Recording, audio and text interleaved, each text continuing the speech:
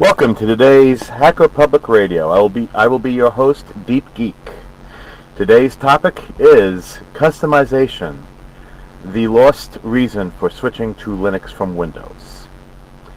Now, we've all heard the mantra, I'm sure, that Linux is the free alternative to Windows that is faster and more secure.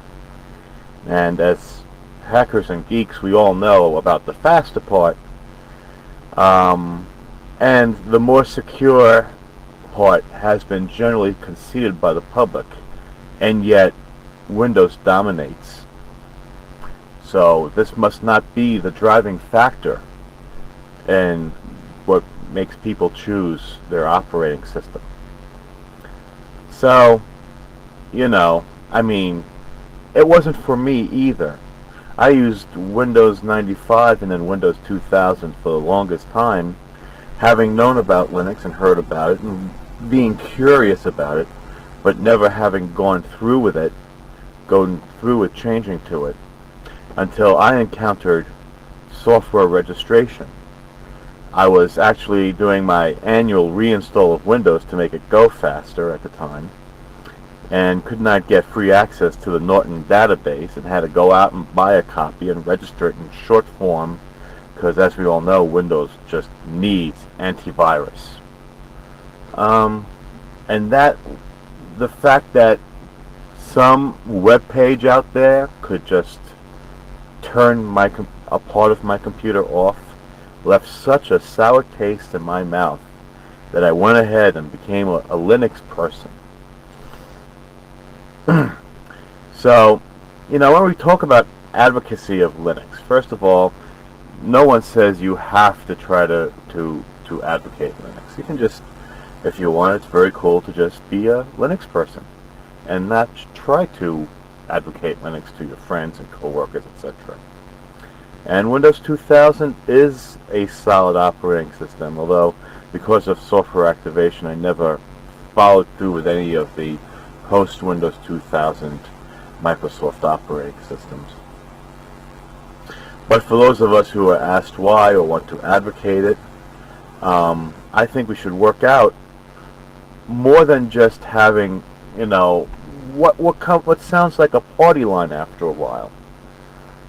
So I'd like to talk to you about customization as a reason to switch. Like I said, I switched towards a software registration. But what keeps me in Linux is customization. Now, it used to be that the Linux did not have a GUI, and then after that it used the Unix style X Windows system GUIs, which were not quite the same. They were a little bit more scientifically oriented than the home user GUI that Windows users have grown to love. But now, modern day and age, and this is recorded in 2008, with the advent of desktop environments like KDE and GNOME, it's very Windows-like. There's something that functions as a start bar on a menu, brings up a menuing system, and you choose your application. And for people who either have a tech support guy or have a big geek in the family who sets up their computer for them, what would be the difference, if they're using a desktop environment? But the thing I advocate, the reason I come back to customization, is because Windows, it's something, GUI customization. Windows has themability. In other words, background colors, wallpapers, font selection, Windows and Linux has them both.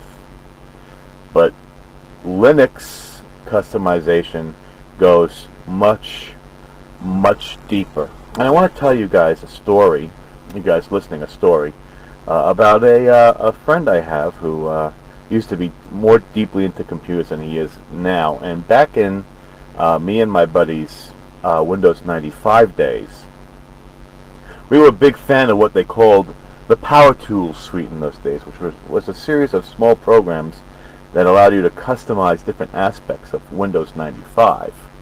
And when he went, as time went on, he went to XP, Windows 2000 XP, and I went Windows 2000 Linux. I was looking to buy him a gift, a Christmas present, and I said, "Gee, we both like that Power Tools." So I went to my ultimate source for computer software, Barnes and Noble, and I found a book, and it was something. It was called something different. They weren't. The term Power Tools was no longer in vogue, but I found something that had a disk with a similar amount of programs. Years later, my friend said to me, "You know, I still use that book you gave me, not for the software disk, but in the back is an appendix that lists all the Windows services and what they do, and I can go into XP and disable the services that I don't use and make my computer go faster and further than it would otherwise." And, I was impressed with the statement. This is Windows' strength, I believe, and I'm talking, personally here, is its standardization. In other words, people who are institutionalized in employment or education, by compelling the members of the institution to use Windows, they get forced onto the same software suite and to the same issues as the computer management group within that institution want them to be on. This is Windows' true strength. The most compelling reason not to switch is because everybody at work or everybody at school has to use it. Okay, but I'd like to, my answer to that is to remind people that the name of the device is no longer the mainframe. The mainframe era is behind us. We call them now personal computers. Personal computers, not the boss's computer, not Bill Gates' system. The idea is to have a computer for you as a person, set up the way you want it to. And if you're compelled to use Windows, you can only go so far. Like I said, wallpapers, fonts, but still, you open up your new out-of-the-box computer, and it's set up a certain way. Certain services or daemons, as we call them in Linux, start. And, they're all the same. They are not personalized in any way.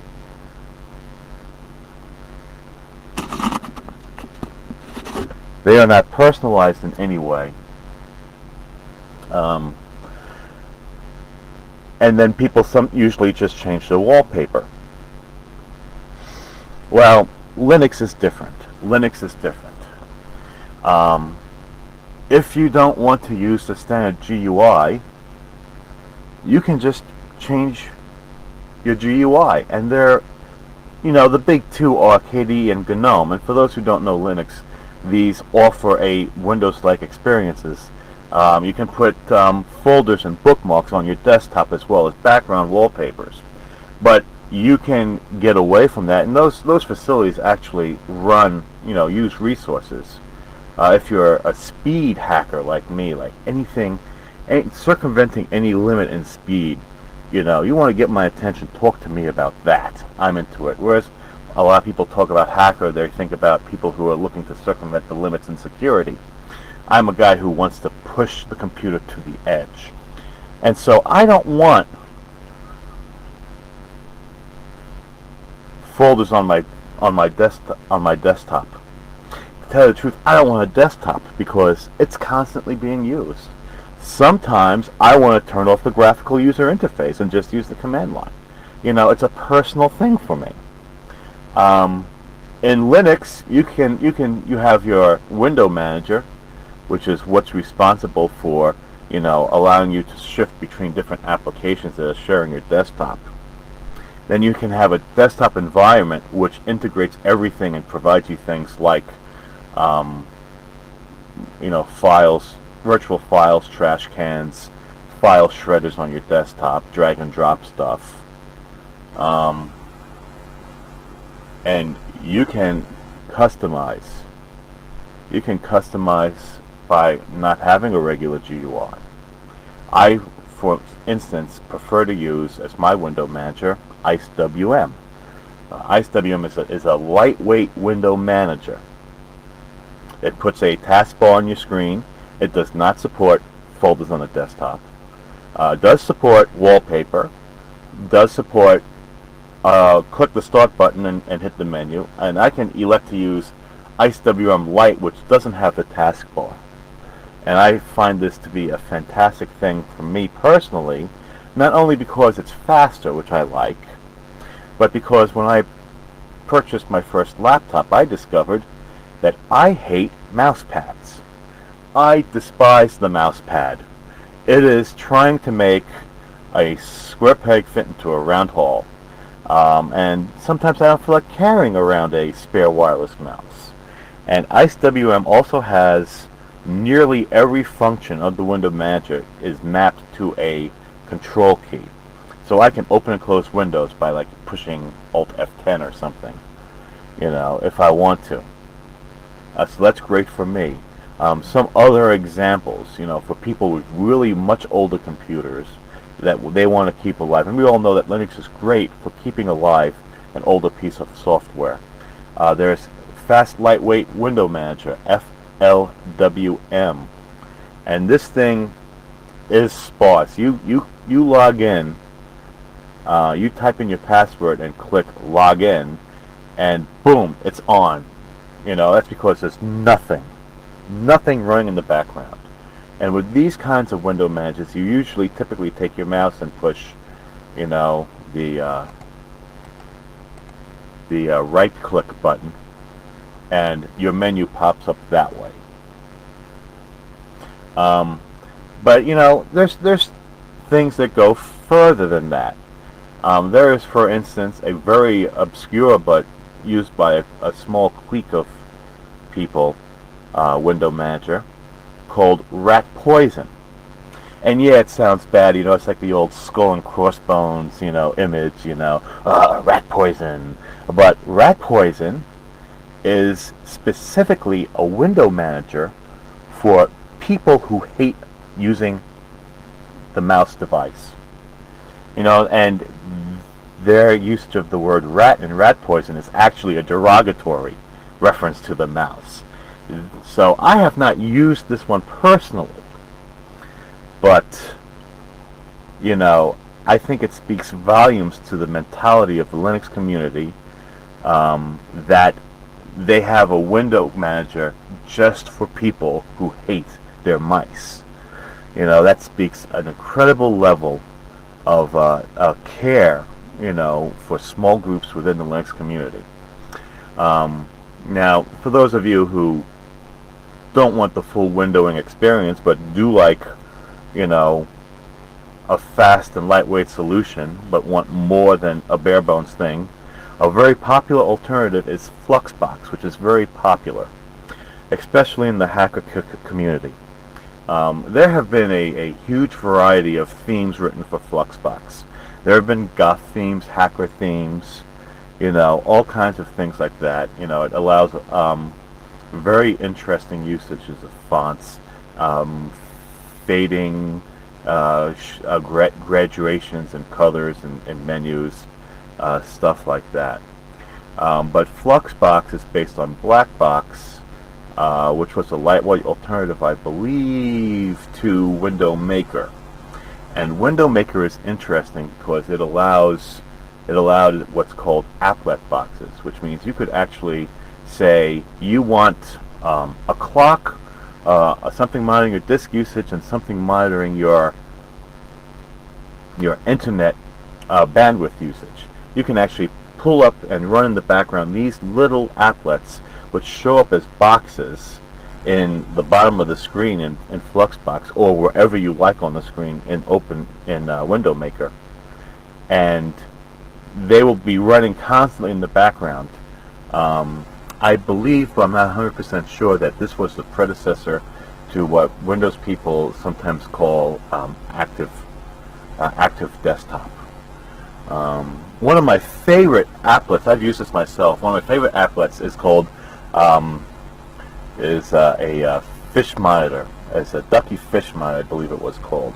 And this thing had a icon it would run constantly that had a water level, bubbles in the water, and a duck floating on it. And the more memory you used, the higher the water level went up. If you used all your memory, the water went up to the top and the duck flipped upside down. And if you used a lot of CPU time, the water would boil to different amounts of rapidity as you used more and more CPU resources. I got such a kick out of that thing. Fluxbox is really a cool thing for your artistic moods. And on your login screen in Linux, and it's normally called the desktop manager, like KDM, GDM, are typical defaults. There's usually a options button for your graphical login that you open up, and it's a session type. And if you install several of these in your Linux system, you can go in there, and as you log in, you type in your username and password, or click your username if you like, and you can choose what kind of window manager you'll use for that session and log in, and you're right in it. It's a beautiful system that customizes itself extremely to your individual tastes. Now, the other thing I mentioned earlier about customization is background processes. And, I'm not a GNOME or KDE guy. These are the big, heavy Windows-like desktop environments. And like Windows, they take a long time to boot when you have them fully installed. So in Linux, if you use, I'm a Debian-centric. So in Linux, is perfectly okay for you to never install a daemon process that you don't want. Now, for instance, there's a new background thing called Avahai Client, and it's supposed to be some alternative to setting up a static network at home. I normally use only one box on my home network. I don't need this. I kind of resent, if I have to install an application and it automatically loads this. So on my laptop, I'm trying different things of software, and I am learning what things install a lot of background processes and choosing more lightweight alternatives to those things. So, I've chosen, for instance, not to load KDE at all. KDE includes a web browser called Konqueror, which is also a file manager, which causes a lot of this heavy stuff in the background to load. So I'm learning to use Lynx 2 on my laptop, so I don't have to install that heavy thing on my thing. Now, this has side effects. Because of this, I don't have a file manager I'm used to. So I'm learning to use what's more like a Midnight Commander kind of file manager, and it works for me. Now, I'm not saying because, you hear this kind of podcast or this kind of internet radio program that you have to be like me and enjoy customization for this level. But I want to submit it out there to you listeners as an alternative reason to switch from Windows to Linux, because I think the more reasons we find that Windows doesn't have, the more persuasive those of us who advocate Linux can be. And that's the beginning of the end of this episode of Hacker Public Radio. One thing and format that I, Deep Geek, your host for today, want to have for my contributions is I want to close out with a geek tidbit, I'm going to call it. And it's just going to be a food for further thought kind of thing. a geek you should look into to learn about historically. Perhaps a geek haiku. Yes, there are people who write poetry about the geek experience out there. Um, and it's open-ended. I can extend this in the future if I like. So today's geek tidbit from the Deep Geek is a historical geek you guys really ought to know about. His name is Seymour Cray. Seymour space Cray. Seymour Cray was born in 1925 and passed away in 1996. There's a wonderful Wikipedia article on him you can use as a jumping off point, and he is the father of the supercomputer. That's right, big iron, fast processors, all that stuff that they don't really do anymore because there's so little demand for it and the market has been changed so much. People who want supercomputers now, even the company that is his legacy, really supports clusters at this point. But this is a guy who squeezed every bit of speed out of a computer he could. And it was a maniacal madness in the days. When the mainframe died, the mainframe had about as much power as a Pentium. And now we're up to Pentium 4s and beyond, and some of us are going on to 64-bit processing. Back in the day, before the personal computer was a business reality, they needed faster and faster, and Seymour Cray built computers with his company that were so fast that IBM had to say, we can't compete on the basis of speed. IBM owned a Cray they used for benchmarks, but IBM's strength, it was kind of like, the Microsoft has become the IBM of today. They really, were a sales and support organization more so than, a high-speed computer company. So, one of the Cray computers, one of